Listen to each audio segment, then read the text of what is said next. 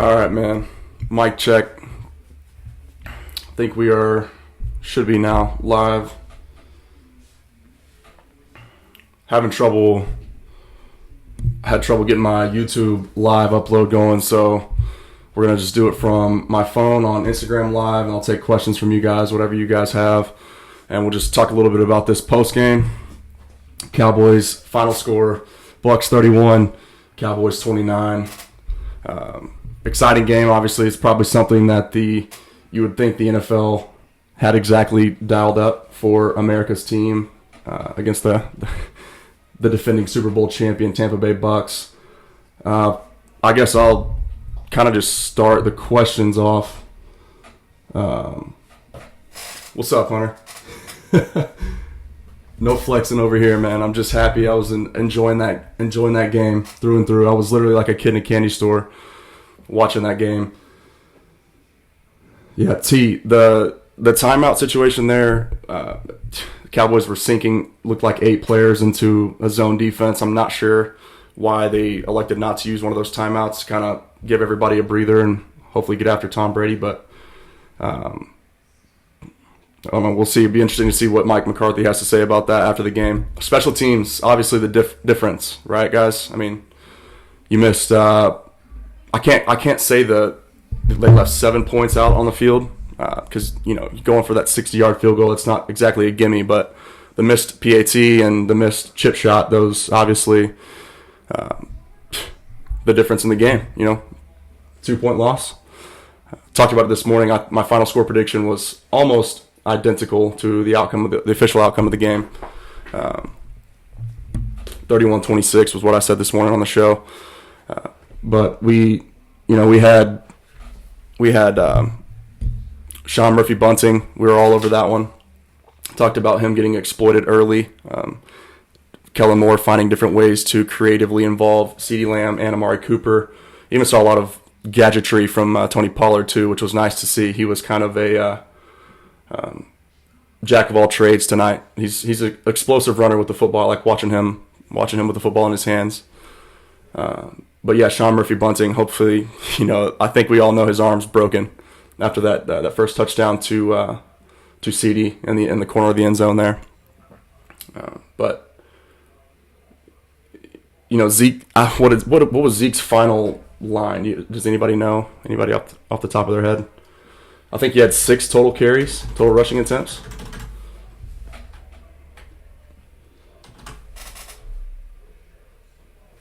Favorite play of the game? I would say probably... Dang, that's tough, Hunter. Can't even really honestly remember everything that happened right off the top of my head so far. Does somebody know how many rushing attempts Zeke had? If you got that handy, let me know. But we talked about that on the show this morning. I don't know how many of you guys had a chance to catch in. What's up, Sans? I wish we could go live together right now, bro. We got to talk Bucs and Cowboys at some point. Recap that game. That was must-see TV through and through right there. I was locked in for 4 straight quarters, man. Having a blast. 11 total carries for Zeke. Is that what you're saying, Hunter? Sorry, guys. If you're tuning in, this video will be posted to the YouTube channel. Wanted to make sure that we had that recorded as well. Obviously, going to be a long one here. I just want to kind of engage with some of those of you out there who have questions in the community. Just kind of talk a little bit about this game, man. So if I'm looking in a different direction, it's because I'm going live on Instagram because I couldn't get my webcam to sync up with my YouTube channel to go live there. So that's the conundrum that I'm battling right here. Technologically challenged, but we'll get it worked out eventually. 11 total carries for 33 yards for Zeke. Yeah, so we talked a little bit about that on the show this morning. I expected the Cowboys to have to move the football through the air. I didn't expect Dak to throw the football 58 times. But, you have to just like the offensive, the creativity. Okay, yeah. Sam said he'll let me know. That's my guy down there in Louisiana, holding it down for us. I appreciate it, brother. I'll give you a call maybe sometime when we get back from Tampa. But yeah, Dak threw the football way too many times, obviously. Well, not too many times, but I would say more than I expected him to. Like, that front seven with Vita Vea, we saw him pretty much single-handedly wreck the end of the game there for us. Made Connor Williams. He showed his dominance there against Connor Williams one-on-one. Pushed him back into Dak as he was making his throw. You saw Dak have to adjust. He didn't even really. He picked up his plant foot as he threw the football. So that was a really nice play there from Vita Vea. The Bucs don't let you run the football. They really don't. That front seven is so dang tough, so stout, so formidable. They make life difficult. That's what they did. So something I thought was interesting. I didn't mention this morning. They were 7-5 going into their bye week last year, and then had ripped off 8 consecutive wins. Won 8 straight after the bye. So that's when having the importance of having a guy like Tom Brady who can kind of break things down for you, figure everything out offensively, get everybody on the same page. And man, that offense was a well-oiled machine. We all saw that throughout the postseason. And then their defense as well. Once they got Vita Vea back, that's a force to be reckoned with. And obviously Cowboys didn't have Zach Martin tonight. I thought they protected Dak well for the most part. I'd have to go back and watch a lot of the film to see who got beat on some of those throws where he was pressured and forced out of the pocket. If you guys know, feel free to drop those nuggets for me too. I'm trying to process a lot of information here, guys, but just enjoying chatting it up. Talking about this game. So good to see football back on again. Might as well. Yeah, Grant, I think just they were so far away. I'm not sure where. I guess they started at their own 20. So that'd be a 80-yard throw with a guy fresh off a shoulder injury. It's probably not something that either anybody on the coaching staff wanted to see Dak attempt, and even if he was healthy, I don't think he's not getting it to the end zone anyways. So they brought out their scat package and rolled the dice. Didn't work out, but anytime you leave 4 points on the field, like I said, in special teams, it goes to show how important that really is.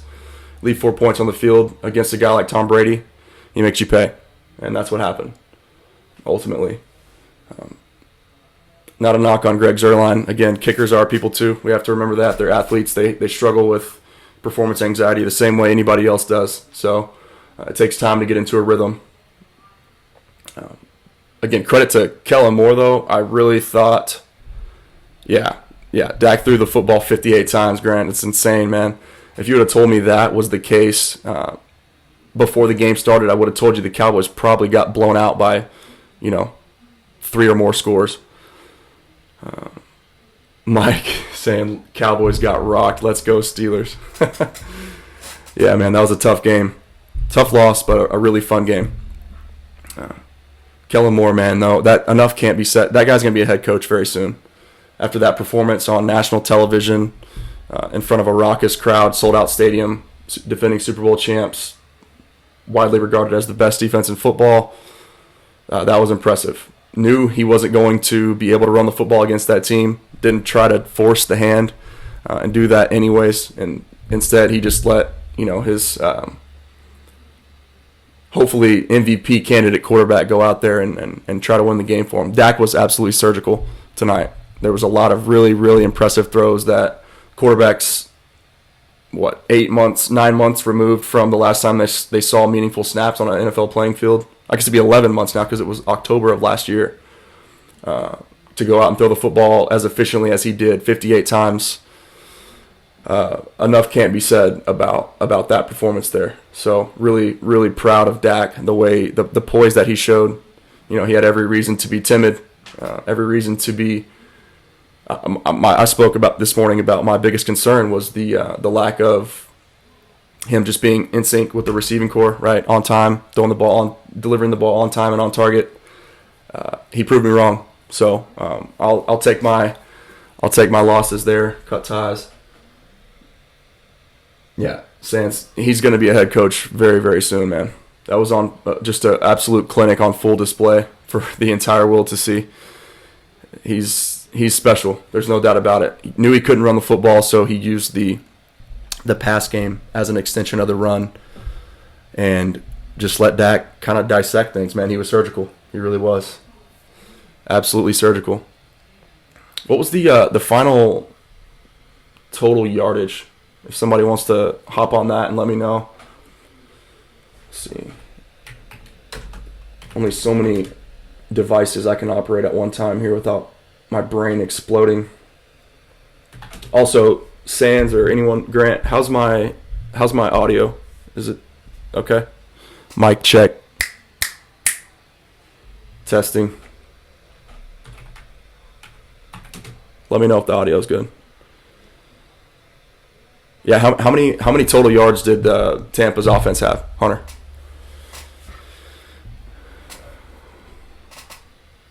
$473 total. Okay. 70 rushing yards is actually surprising. I wonder how much of that is non-manufactured rushing attempts, with Dak doing some of that on his own, and maybe very late in game, something I'm not necessarily remembering. Audio sounds good. Cool. Thanks, Nick. What's up, bro? T. Rye.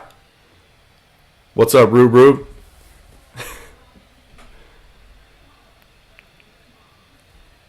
Nah, there's no fan on. You're probably hearing my laptop, Grant. It's right next to my phone. That's what I'm streaming live from. Again, I couldn't figure out how to get my webcam stream going through my YouTube channel, so I'm recording from the laptop and going live from the phone. So that's why I got two different cameras going here. Sorry if that's weird, yo. What's up, Rube? Miss you already, bro. Also, another big thing tonight. Mike Evans. I mentioned. I think so. I did two different takes this morning before I dropped my video. I mentioned Trevon Diggs shadowing, or at least most of the time, predominantly seeing Mike Evans in coverage. And Mike was a non-factor tonight. That was impressive. When you don't hear his name, usually you don't hear a big-time receiver's name. Usually that means the opposing defensive back is doing a pretty damn good job. And so I think that's something needs to be noted, worth noting. I talked about wanting to see Trevon Diggs come of age. He was always, it felt like a step away last year. A rookie second-round pick, 51st overall. I think a lot of people expected the Cowboys to take him with their first-round pick until CD fell. But rookie second-round pick in Trevon Diggs last year, guarding every opposing team's number one wide receiver.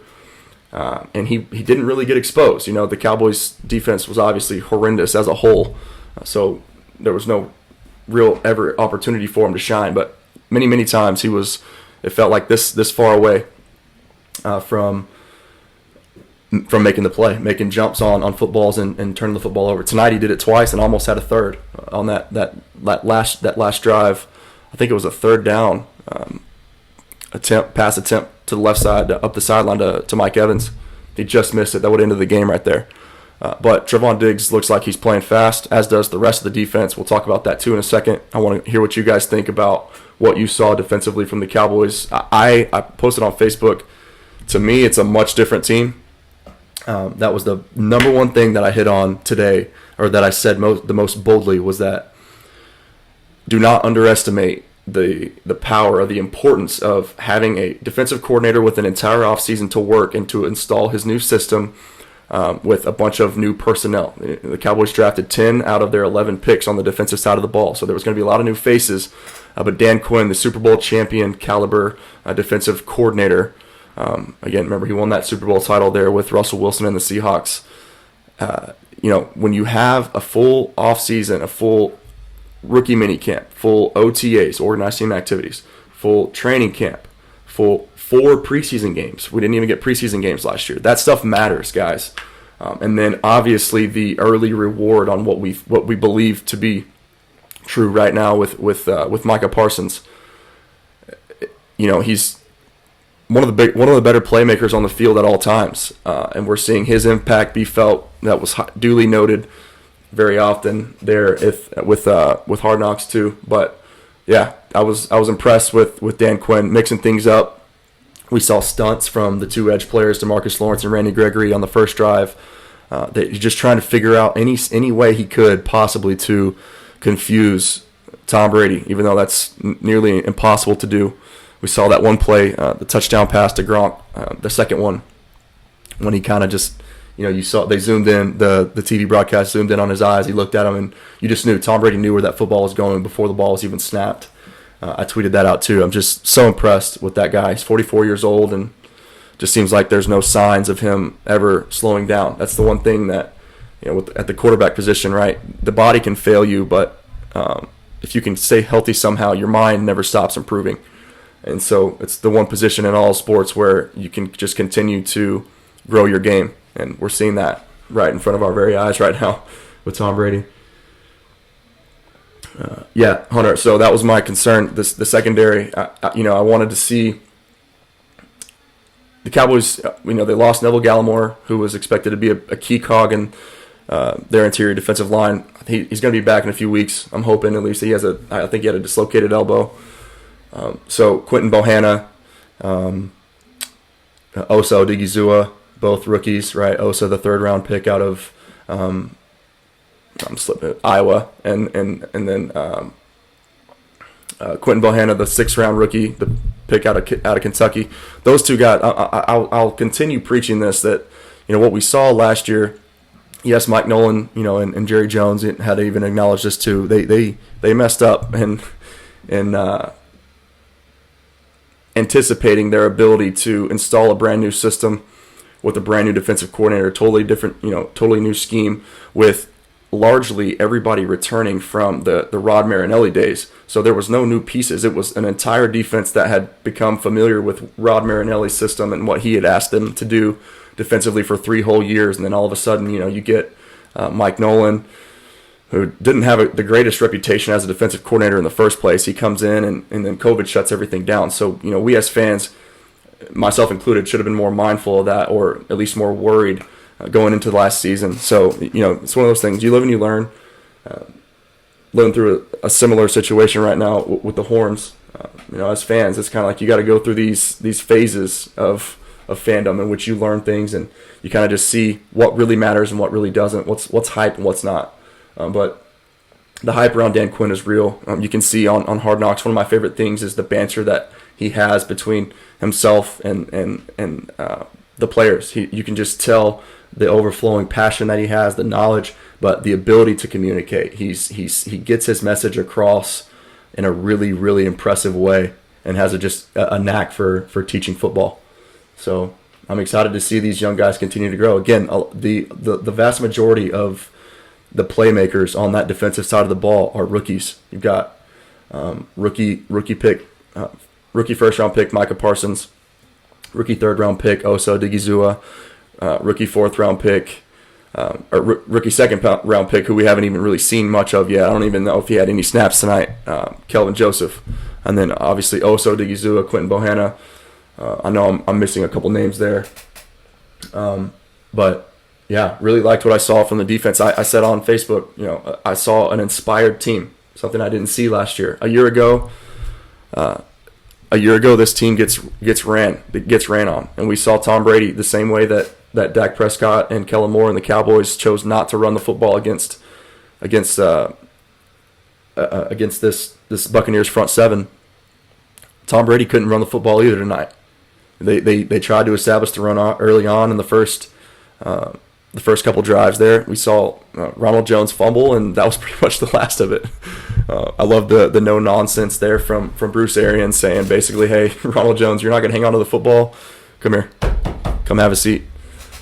So that was tough for me. I had Gronk in the big fantasy league tonight. I had Gronk at tight end and Ronald Jones as my running back too. Kind of went against my own thought, was that the defense would be drastically improved based on what we just talked about a second ago, but it didn't work out tonight for Ronald Jones. That's the way it works. You make educated guesses and you live with the result. That's fantasy football, right? That's why we love it. Let's see. What's up, Ian?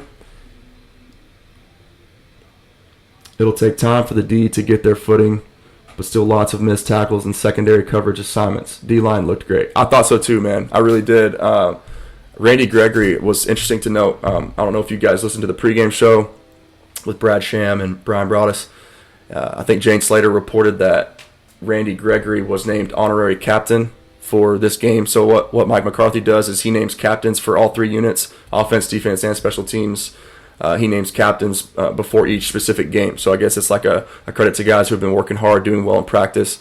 It's like an honor for that day. So it was cool to see Randy Gregory after everything he's been through with the off the field stuff, some of the admitted depression and anxiety that he dealt with, and as a result of being isolated from the team and all other team activities throughout his career so far due to failed drug tests, the NFL's health protocol or whatever you call it. But just really cool to see them kind of amend that rule and Randy Gregory be at the forefront of it and now be reaping the reward of the NFL sort of lightening, I guess, realizing that this is a safer way for players to medicate themselves instead of being force-fed painkillers and pills and tramadol, all kinds of shots and drugs that can be harmful long term and also a lot more addictive too. Anyway, so Randy Gregory, I'll have to go back and watch the tape, guys. I don't, it's so hard to digest everything that's happening. You got 22 players that are doing all different things, different gap assignments, different stunts, different coverages, different different defensive fronts from Dan Quinn. We saw him mixing it up, but I liked what I saw from Dorrance Armstrong. He had a near strip fumble on Tom Brady early in the first half. I don't know how Tom hung onto that football. It seemed like Dorrance hit him pretty good coming around the edge there off their left tackle. Tom held onto the football and made a pretty good play after that, honestly. So, again, credit to both of these quarterbacks, man. They put on an absolute clinic. It was seriously one of the best football games I've seen in a long time, all the way through. Both defenses played tough. That's a tough Tampa front seven, man. Another thing, too, did you guys know, Grant said, did you have anyone on your fantasy team that played tonight? Yeah, I did. I had some Amari Cooper shares. I had Chris Godwin shares. I had Gronk and then Ronald Jones. Obviously, Ronald Jones was the only one that didn't really pan out tonight in the big league, but I got a great showing from Gronkowski. I'm playing against Hess, so that was big. I had to let my fellow Cowboy brethren have some of the smoke this week. You said Cowboys O-line neutralizing that front wasn't. Yes, Sans. Thank you for bringing that up, bro. I meant to say that too. That was one of the things I wanted to hit on. Anytime you have two brand new faces in the interior of your offensive line against a defensive front as formidable as that one, and you don't have your best player on that unit, arguably the best player on your team in Zach Martin, who's the top 2 player at his position league-wide. And was Dak Prescott sacked tonight? I don't think he was. Did they sack him, Sans? Anyways, whether they did or not, I can't remember if they did. So that tells me enough. Great job, fantastic job from third round or from former third round pick Tyler Biadasz there out of Penn State, manning the center position, and then Conor McGovern.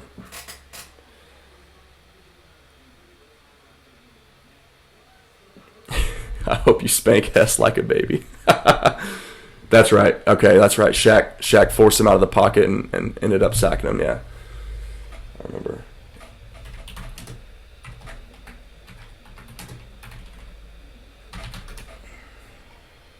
Did I say Tyler Biadasz went to Penn State? I meant Conor McGovern. I just realized that.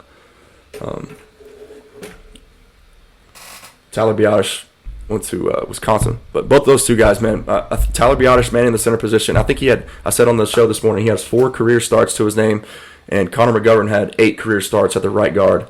So what's up, Ty? To hold that Tampa defense with those two linebackers and with that front four to just one sack, and it wasn't even a pocket sack. You know, Dak got flushed out of the pocket. He was on the run, and Shaq Barrett made a good play to chase him down from behind. But phenomenal job, phenomenal game plan by Kellen Moore again, knowing just like Tom Brady did that tonight was going to be a night where they have to get the football out quickly. They weren't going to let Dak, especially fresh off an injury, 2 injuries, sit back in the pocket and get bullied. Everything there was, I saw tons of pre-snap motion, tons of different personnel groupings. We saw Tony Pollard and Zeke on the field at the same time, so 22 personnel with him and those two backs, and then the 2 tight ends, Dalton Schultz and Blake Jarwin out there at the same time. I saw split stack setups like out wide with the 4 receivers early in the first half before Michael Gallup got hurt. And you know, I saw all kinds of misdirection. We saw some gadgetry early on, like I mentioned earlier with Tony Pollard. Man, Kellen Moore was in his bag tonight, y'all. Can't say it enough. Full display tonight on national television. That guy's going to be a head coach very soon. He's special. He's very special. Gronk being Gronk, man. I almost benched him tonight too. That's crazy to think that literally 5 minutes before the snap or before kickoff, I had Austin Hooper in my tight end slot, but I just got to thinking full off season, full time to prepare, get himself in shape. I was like, you know what? What if Gronk hasn't lost a step the same way Tom hasn't? What if, you know, the connection those two guys have is unlike anything we've ever seen between a quarterback and a tight end in football that I can remember, at least in my lifetime. So I was just like, you know what? Why not? I'll take a shot on the big man, on Gronk. And sure enough, he gets into the end zone twice for me. So that was huge, man. That was awesome to see. What's up, B-Suit? Brett Suter, everybody. He's in the building. Yeah. Gronk though, just goes to show you again. I can't say it enough. The being in shape, in football shape, seeing him kind of just go back to his old ways, man. He rekindled that fire for football, and he looks like his old self again. Really cool to see. So might be a big time steal for me in our fantasy draft. I think I picked him up in the 11th round as my tight end too. Sands acknowledged it on his most recent podcast, giving me credit there. I respect that, and I appreciate you acknowledging that, Hunter. But we saw at least, you know, pay off tonight, so that was cool to see, man. Really was. Brett is a clown. What's up, Brett? What's on your mind after that game? What'd you think? Let's talk some ball.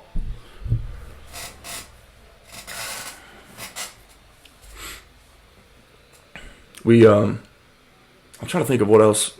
There were some other big things that I made notes of on my phone, of course, and I'm recording from my phone. Conor McGovern, yeah, we just talked about him, man. Sands said the same thing. To only hear, you know, a defensive lineman's name called one time as a result of a sack, that tells you all you need to know about the job that Tyler Biadasz and Conor McGovern did up front. I saw Jordan Lewis tonight, by the way, too. I wanted to mention his name. He popped 3 different times. Was on the unfortunate, I think he was on the receiving end of an unfortunate big play there late in the game. Can't remember exactly. That was the big Chris Godwin play to get them into field goal range there at the end. Might have been a push-off. Yeah, that's what it was. Did you guys have a push-off there? Push-off or no? OPI or no? Let him play.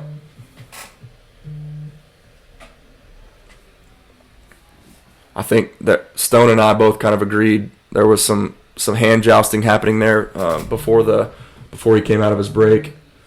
Somebody text Hess and tell him I'm streaming live, and I'll call him in a second. He's FaceTiming me right now.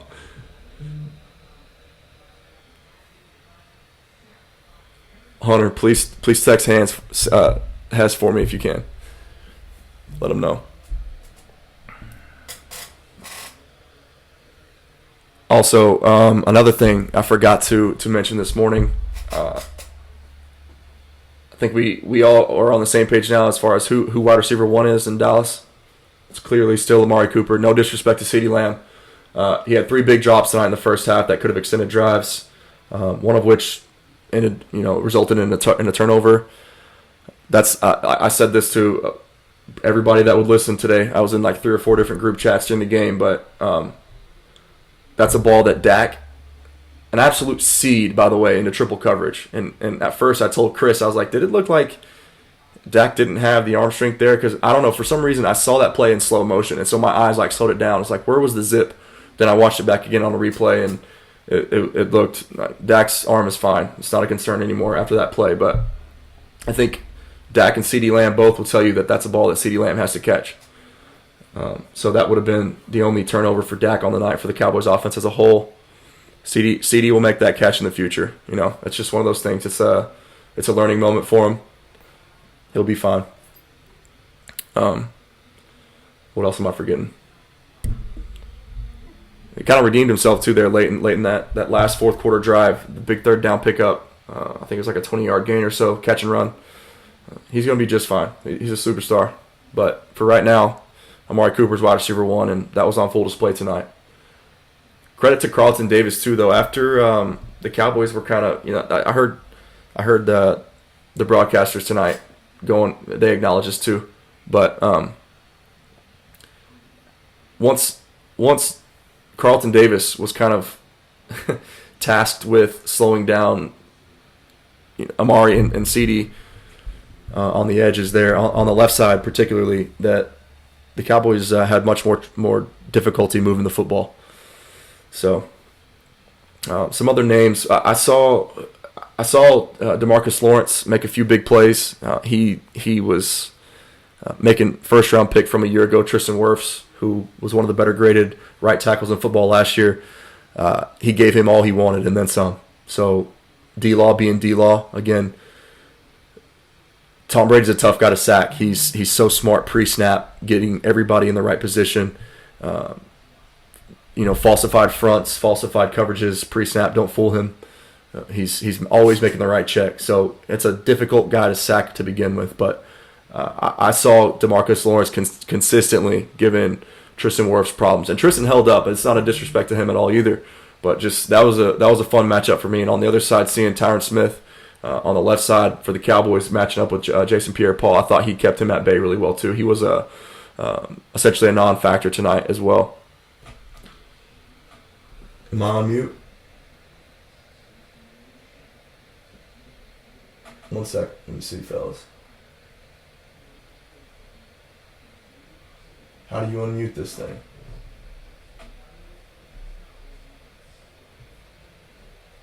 How about now?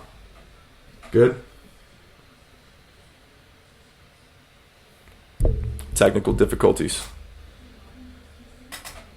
I don't know how to unmute it. It's showing me that it's not muted. I think the FaceTime from Hess.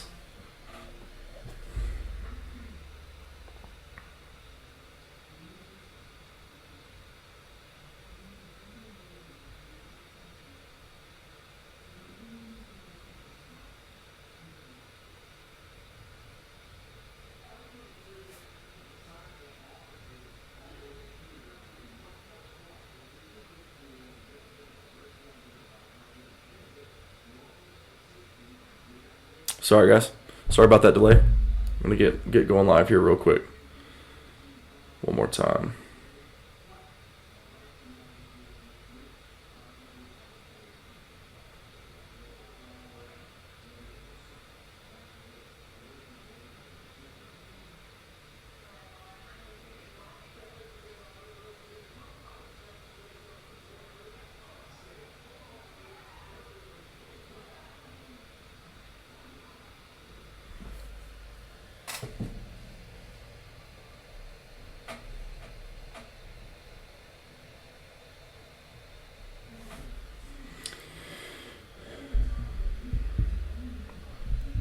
How's that audio now?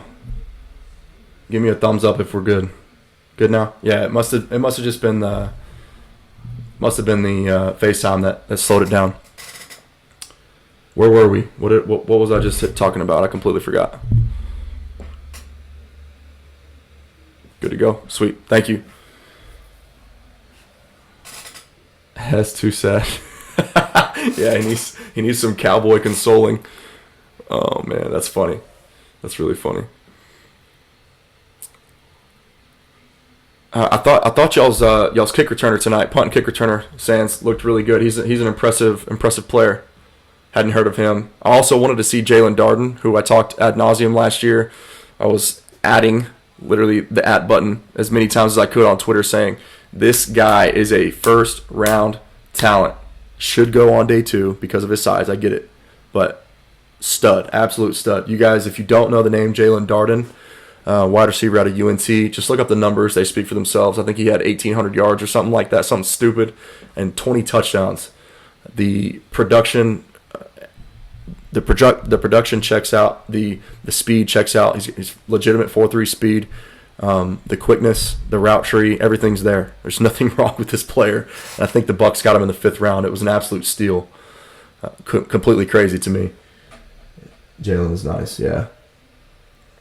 Darden has to get more chances, mostly over Scotty Miller. Yeah, so that's the thing. I see, I totally understand why we didn't see him. Tom Brady expects a lot out of his receivers. There's a lot that you have to know and understand as a pass catcher in Tom Brady's offense. Not a surprise to see a rookie not there, being heavily involved and heavily featured in game 1. It'll be a work in progress, but definitely he can definitely pan out. Definitely going to have a role carved out for himself. I think. I think he's too talented for it not to happen at some point this season. Let's talk about the 13-play drive coming out of half, and we elect to kick instead of going on the 3. To put pressure on that Bucs defense.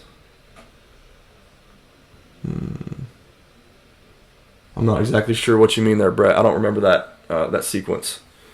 Let me read it one more time. Let's talk about the 13-play drive coming out of half, and we elect to kick instead of going on the.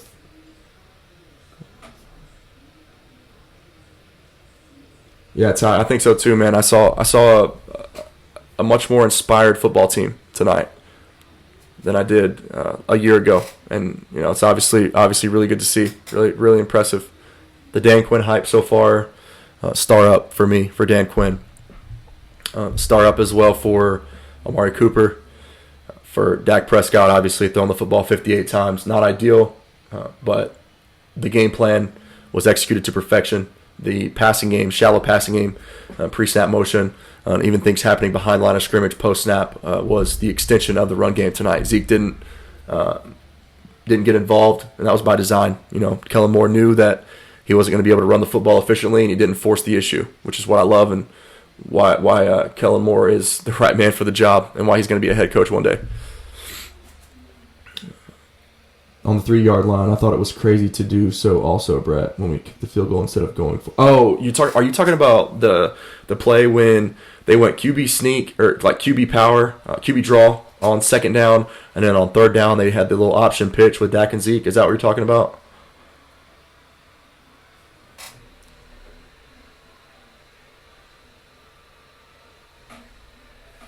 Is that what you're talking about, Brett?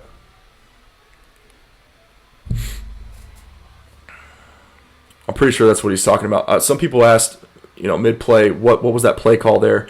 And to me, it's, when you've got the end zone as your 12th defender going all the way across the full 52.5 yards or 53 yards, whatever it is, and you're on the 2-yard line, there's no room to throw the football. And you're, again, we know how the Cowboys didn't want to continuously just have Dak dropping back. So, the last thing you want to do is give up a sack there on 3rd down.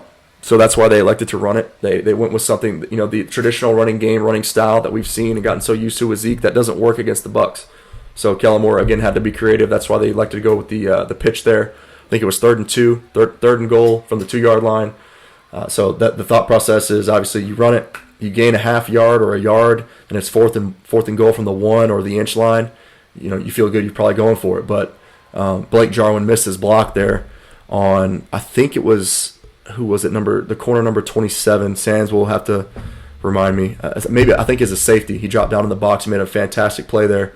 to tackle Zeke one-on-one, which never happens. We don't ever see that happen. So for him to shed the block and then make the tackle on Zeke there in space by himself one-on-one was an impressive play. That ultimately the difference in the ballgame. 26 Adams. That's right. Yep. Adams. That was a phenomenal play by that guy right there, by that young man.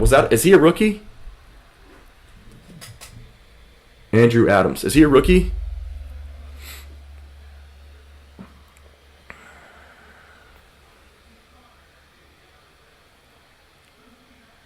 I haven't heard of him before. I don't know that name, so I'm gonna look him up right now.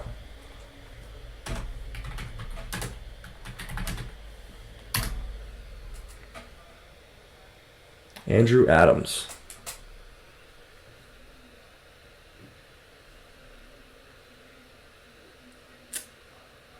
Draft. Not a rookie. Okay.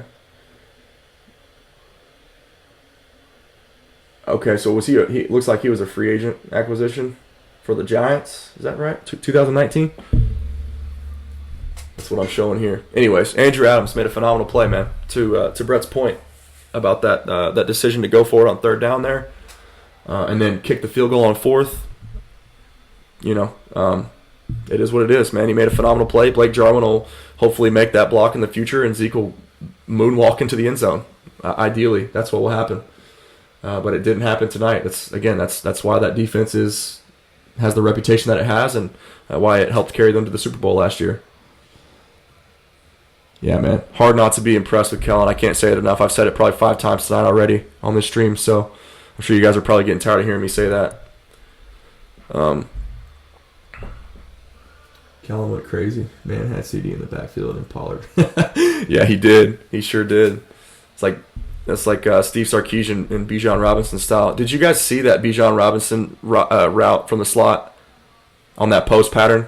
He had he went hezzy, and then completely broke that Louisiana defensive back off for like a 20-yard reception. That was insane, man. Some of these athletes these days are crazy. That dude is superhuman. Speaking of which, Sands, we got some other football to talk about on Saturday. I know you're pumped for that too. I'm ready, man. It's going to be a good game. Gallop injury is something we should worry about. Yeah, I mean, he didn't come back on the field, Brett, so I'm worried about it. I'm sure you are too. I'm definitely worried about it. Yeah, Jordan's route, he's a stud too, man. He's a stud. Bonafide. Yeah, I'm definitely worried about Michael Gallup, though. I'm interested to see what the initial report back on that is. I'm sure it's been released already. Maybe in the post-game presser they talked about it. I don't know. I've been on here, so you guys let me know if you hear something. Probably a couple more minutes here before we get off. We're going on 45 now, so I'm having fun, though. As long as you guys are engaged, I'm having a good time chilling and talking. Just got to get some things off my chest, man. Yeah, I knew it was an ankle. I just didn't know the severity of it. I mean, if it could be a minor sprain and they hold him out precautionarily. They feel confident with Cedric Wilson. I know for a fact they do. So if it was a thing where it was just like, don't want to rush it, don't want to push it. If there's a chance of him re-injuring it or making it worse if he goes back out there, it's probably a situation where they just wanted to play it safe, which I'm totally okay with. Is Dak a top 5 quarterback? Yeah, I mean, that's up for debate, obviously. But in my opinion, he's paid like one. Tonight he played like one. And, the stats back it up. So I'll let you guys decide. I'm not really here for I don't want to get into a Dak debate necessarily. I think he's done enough with his play in the last 2.5, 3 seasons to kind of put all the question marks to rest. But yeah, I think it's definitely if he's not top 5, he's damn close. And we heard the broadcast tonight mention it too. Sorry, I keep talking into the mic directly. Dak, when pressured, is the most efficient quarterback in football the last 2 years. So that's a pretty good stat to be at the leaderboard, at the top of the leaderboards of right there. I think he was top 5 in all the 3 major categories: completion percentage, yards per attempt, and what's the other one? QBR, I believe. So, what's up, Noah? Reese Morningstar, how's it going, guys? Welcome in. We're just having we're talking post game live reaction there. Any questions you guys have, send them my way, man. Thoughts on CD and Amari? That offense was explosive. Only 5 run plays too. Yeah, man. There's a lot you can really say about it. Like, to me, Amari first and foremost proved he's still alpha dog in this offense at the wide receiver position. CD had a couple crucial drops early on in the first half, just kind of probably some nerves, anxiety there, excitement, if you want to call it that. Just didn't see the ball all the way in, and then one of the most important one, obviously, resulted in a turnover on that tipped ball that Dak basically threaded the needle on between 3 defenders of that Buccaneers secondary. I think, like I said earlier, Dak and CD both know that that's a ball that Dak and CD expects himself to catch. That's a play that CD makes in practice all the time. It's a play that he made in college routinely. That's why he became a first-round pick. We know that's not something that we should have to get used to seeing. He'll get that corrected. He'll settle in. It takes time to get into a rhythm, as we all know. These guys are playing in front of real crowds, an actual stadium full of fans for the first time in a very long time. So that can definitely take its toll too. You can lose focus very easily. So it's just part of the game, part of it. We got to have these guys' backs. That's part of fandom, supporting through thick and thin, ebbs and flows, baby. That's the way it is. But I thought CD bounced back well. He shows signs of superstardom, flashes, especially in the biggest moments. We saw on that last drive, he got open, Dak found him, hit him, and he had a nice 20-yard catch and run. So that's what CD does. Did you guys notice tonight there was no Jared Makeda in the house? What's up, baby? There was no yak. No yards after the catch. These defenses were absolutely flying around all over the place. You saw the speed that Micah Parsons, Jabril Cox, and Keanu Neal play with, who, by the way, I don't know if you guys noticed, not a lot of Leighton Vander Esch and Jalen Smith on the field tonight. So I talked about that on my show this morning too. Both of those guys are on their way out of Dallas at this present moment, barring something unforeseen. But the speed, Levante David, Devin White, 250-pound men aren't supposed to run 4.3s, but that's what Micah Parsons does. That's what Levante David once did, ran a 4.4, I think, and that's what Devin White did. I think he also ran a 4.4, like a 4.4 flat or something crazy. Like, these are 250-pound men. These are linebackers that move like receivers. It's wild. And now that's why we're seeing Brett and I. We looked at each other live during the draft when. Brett, the lineman, what's his name? Help me out. From Washington. Sitting there, right there for us, falling in our laps. That's the guy we were kind of praying that we would have been able to get. What's up, Cody Mack? The Tampa Bay Buck himself. How's it going, bro? Cody Mack, man. Cool to see that dude in here. What's up, Cody? Maybe he can provide some insight for us tonight. Tell us a little bit about Gronk's performance, looking like his old self again. Yeah, that's a big win, bro. Go Bucs, for sure. That's a big time win. Thought we had it. Special teams was ultimately the difference, but both quarterbacks were absolutely surgical. Both offensive coordinators were in their bags tonight, man. It was a fun game to watch. I was locked in for 4 quarters, for sure. Yeah, Northwestern State, Brett.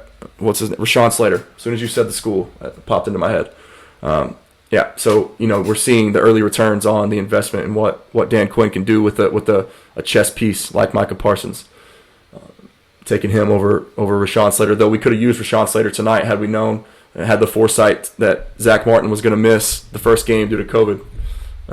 Probably would have changed their minds there and taken Rashawn Slater over Micah Parsons, but ultimately I'm glad we didn't. He's already, you can tell, he's going to be a huge piece, a huge part of this defense for many, many years to come. Him and Jabril Cox. Saw some good things from that man tonight too. All in coverage. Colt Elkins, what's up, brother? Ben Hecht.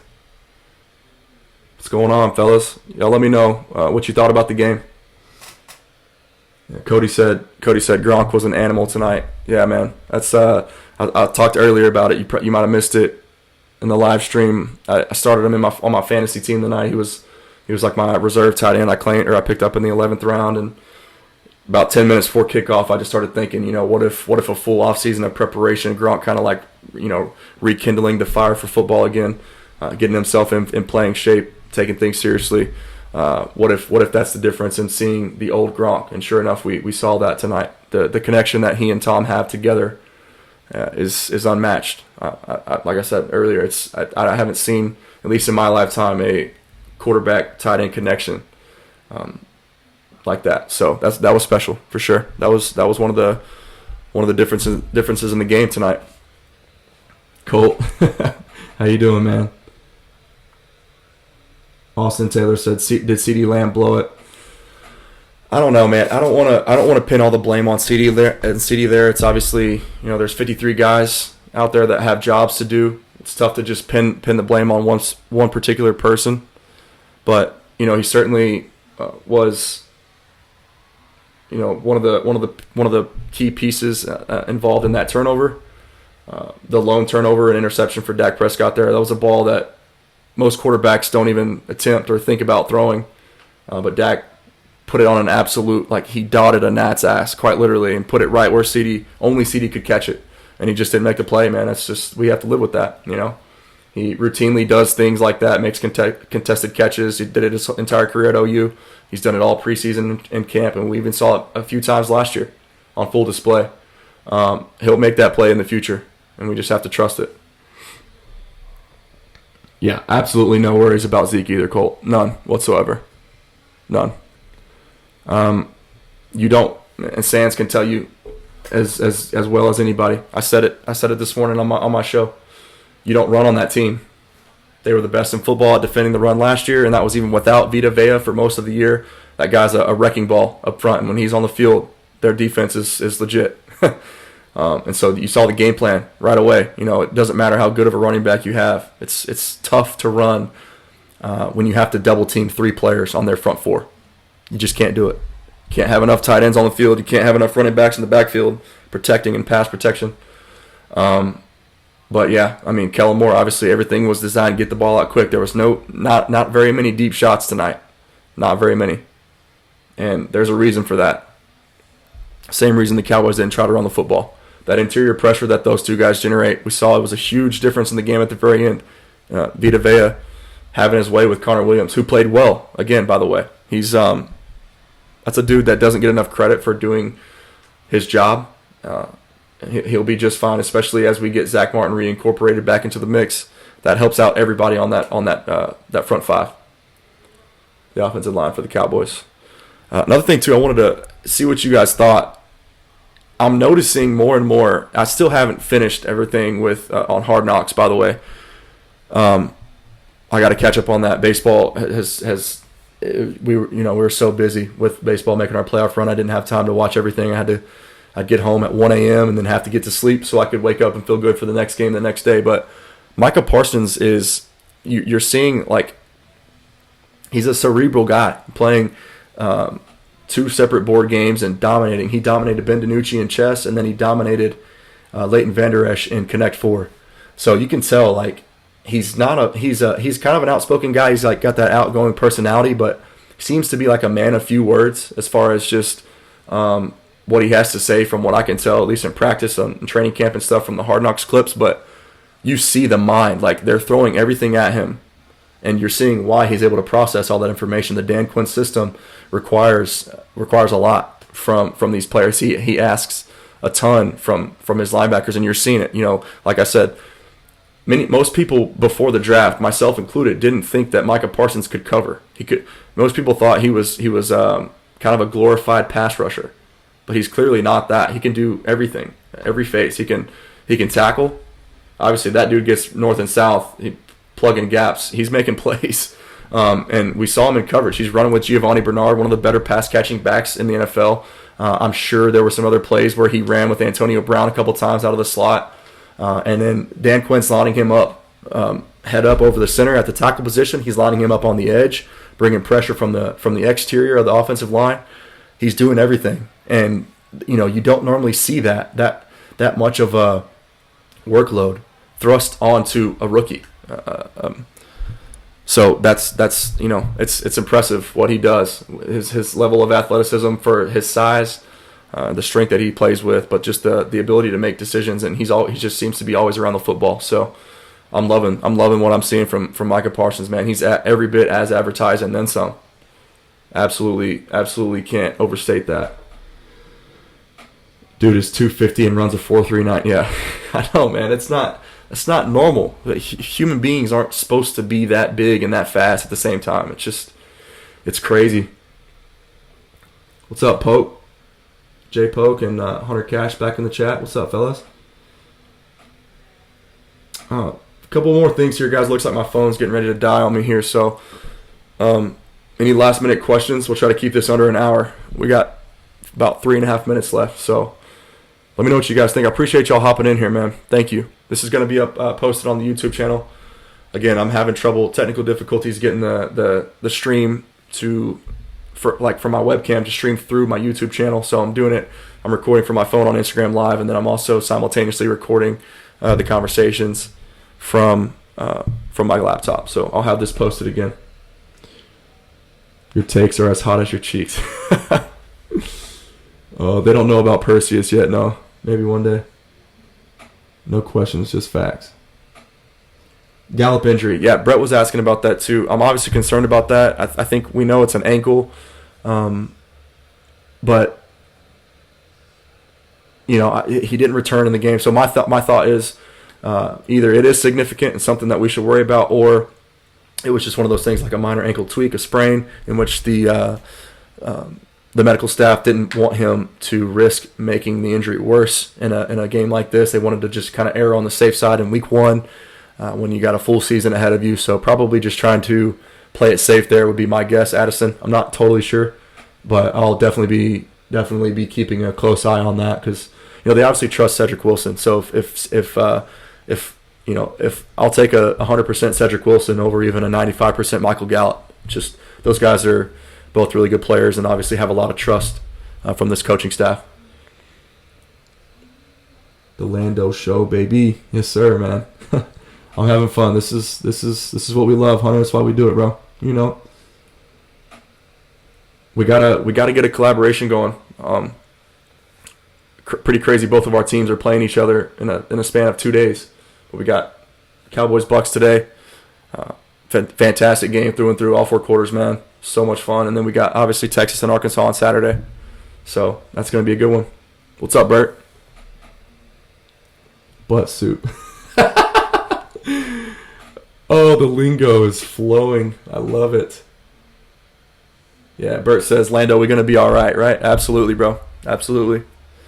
That's a defending Super Bowl champion squad that returns 22 out of 22 starters. Hunter Sands can tell you. That's a team that's going to be in the mix here again come February. And it looks like, the Cowboys just went toe-to-toe with them. So, no complaints from me. No complaints at all. We were in position to win that game. Our bona fide stud, CeeDee Lamb, obviously a mishap there on a would-be connection and ending a couple drives early with some drops, but he'll get that corrected. The special teams, obviously, that's the third phase, and that's equally as important. It's 33% in all 3 phases, guys. You leave 4 points on the board against Tom Brady, you will get beat. That's the nature of the beast. Thoughts on Zeke tonight? 0-2 incoming with the Chargers next week. Nah.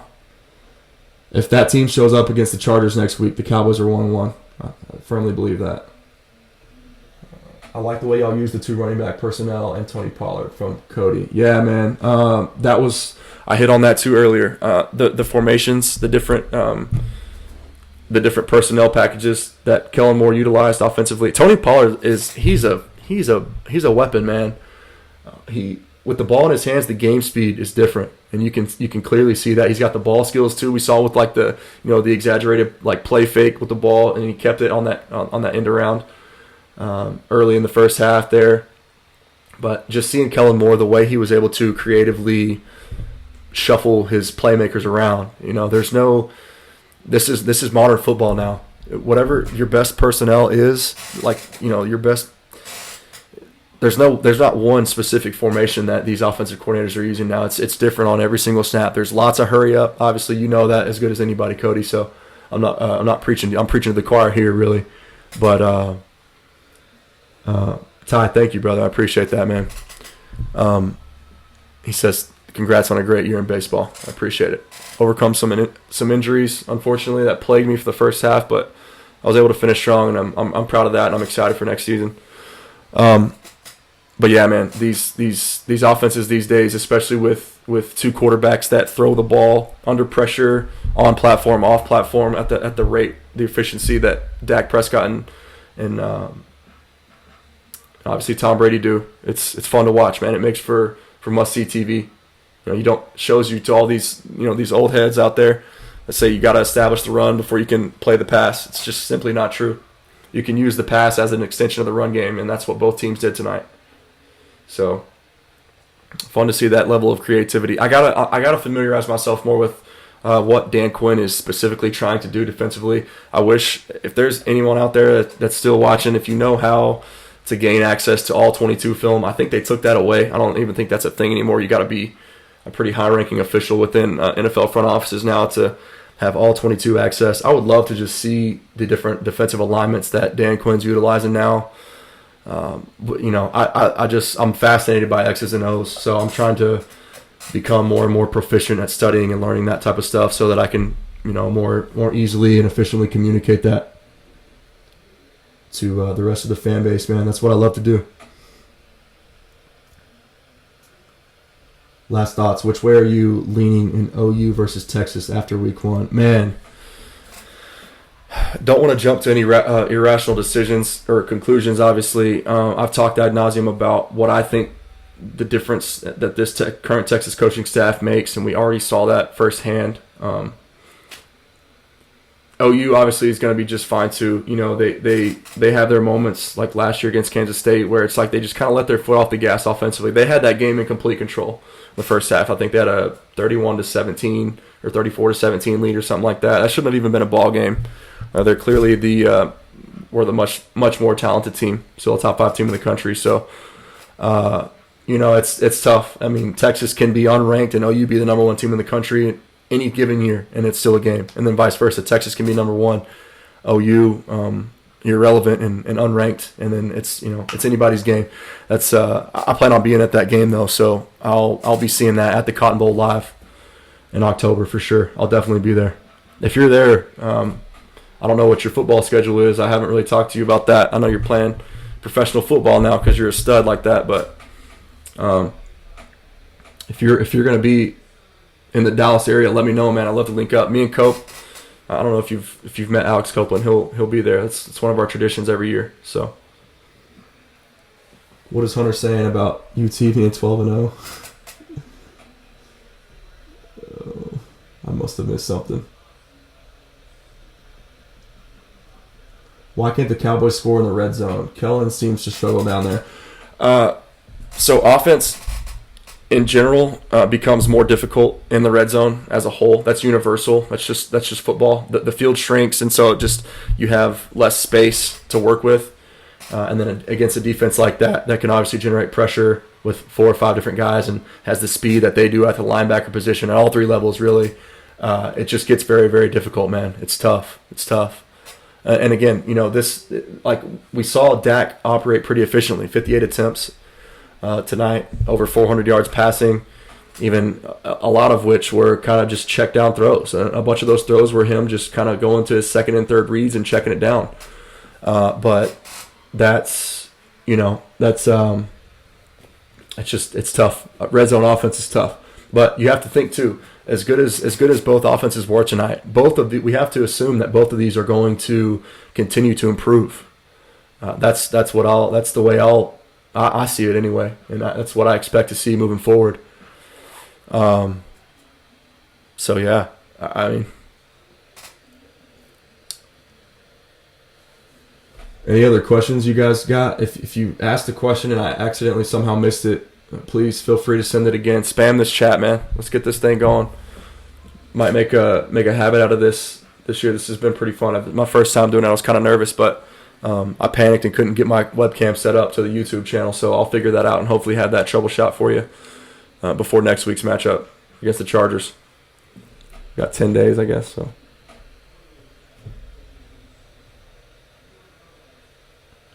When are you going to be on 105 through the fan?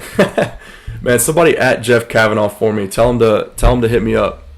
It's one of my favorite personalities, analysts, scouts. The dude is seriously special. I believe, man, somebody clip this actually and send it to Jeff Kavanaugh.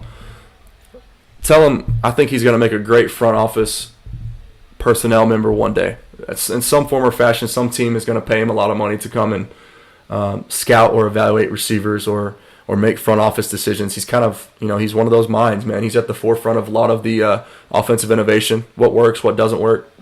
Love Jeff Kavanaugh, bro. That's that dude is one of my idols. At Jeff Kavanaugh. I appreciate you, Noah. You're a stud, dude. Thank you.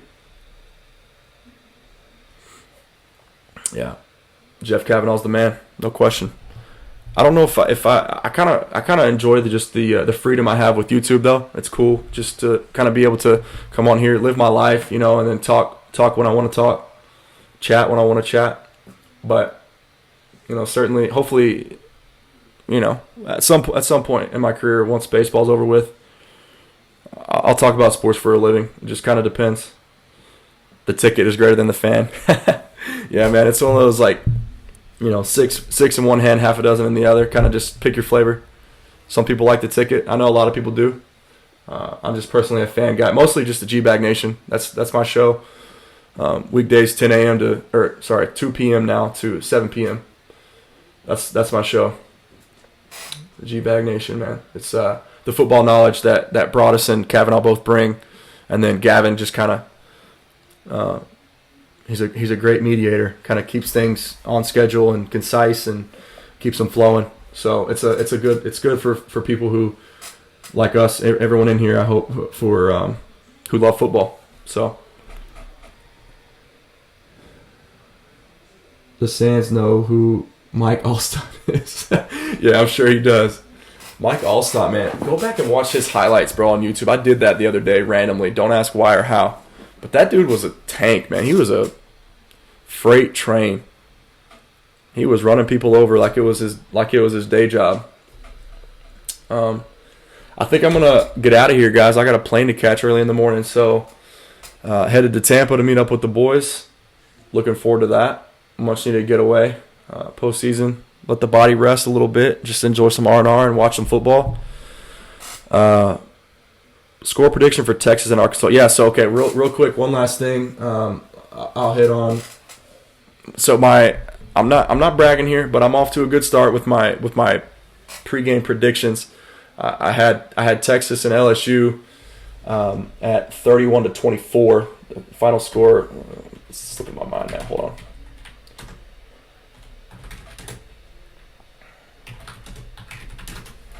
I think I had Texas 38-24 is what it was. Let's see. And I remember Louisiana was pushing. They were threatening to score there at the very end, kind of a meaningless. Yes, 38-18. So I had the final score 38-24. Missed that one very narrowly, but ultimately it was close. And then I had today's game 31-26. I had the Bucs winning, so I was 3 points off on that one too. For Texas and Arkansas, man, I haven't seen the line, what it did today. My guess is it's somewhere around the 5 to 6 point range in favor of Texas. I just think they're obviously the more talented football team. I don't know the line. Somebody tell me the line, and I'll give you a prediction. I'm coming to Tampa tomorrow, Cody. It's one of our tradition. Texas at 6.5. Okay, thank you, Austin. Yeah, I'm coming to Tampa tomorrow. It's one of our traditions between me and a bunch of my friends from back home. It started with Chris Wilson, diehard Eagles fan. Tell him that the Eagles suck. If you can, find him on Twitter and tell him the Eagles suck. Even though the Cowboys lost, he's going to have ammo on us early since we played on Thursday. But he had his bachelor trip there, so that just kind of made it a tradition. So now every year for the first week of the NFL season, all of our fantasy group from the boys back home, we make a annual Tampa trip, and then we just kind of enjoy fantasy banter and just kick back, relax, throw the football on the beach, and watch football, man. Enjoy some of God's creation. So it's just become a friend tradition. So back to the score prediction: Texas and Arkansas this week. I think. I expect the offense to kind of look the same regardless of the opponent. We are talking about the difference between an SEC team and a Sun Belt team, right? But I mean, I think Louisiana is every bit as talented as Arkansas is, and Texas kind of made it look easy. That's just that's what a competent coaching staff does. When it takes talent. And it's able to put its best players in the best positions to make plays for its team, consistently getting the football into the hands of its best playmakers, like that's what we saw Steve Sarkisian do last year with Najee Harris and Devontae Smith. Man, the offensive creativity that guy brings with the athletes that Texas has, we may finally start to see everything come to fruition here. I see Texas winning this game, probably a similar score offensively for them. Though Jalen Catalon is a problem. Should have been in a Texas uniform too, by the way. So that's a tough pill to swallow there. But he might be the best player on the field at all times too, aside from Bijan Robinson. I probably like Texas. I'll say like 34-24, 34-26, somewhere in that range. I don't see Arkansas being able to consistently move the football, expecting KJ Jefferson. He's a pretty good athlete there, gifted for his size at least. I don't see, if he's not able to attack and threaten Texas deep with his arm, which he hasn't shown in his career so far, even back in high school, to be able to do very well. He's got a powerful arm, just not a very accurate one. If he can't consistently throw the football down the field, I think this Texas defense is going to suffocate. And so we'll see. It's a formidable offensive line that Arkansas always has. I feel like they always have 6'6" dudes that weigh 345 pounds. But Texas will go toe to toe with them up front.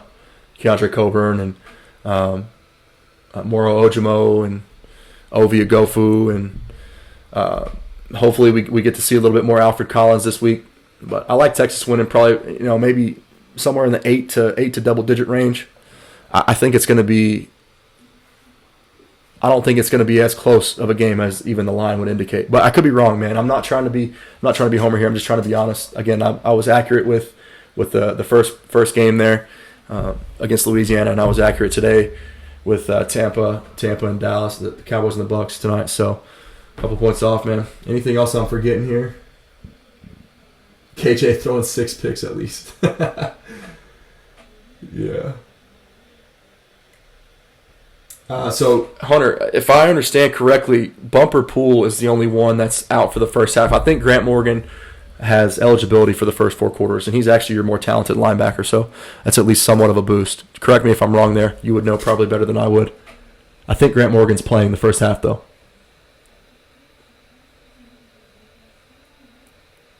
Texas 35, Arkansas 14. I could live with that. Yeah, we'll see. Yeah.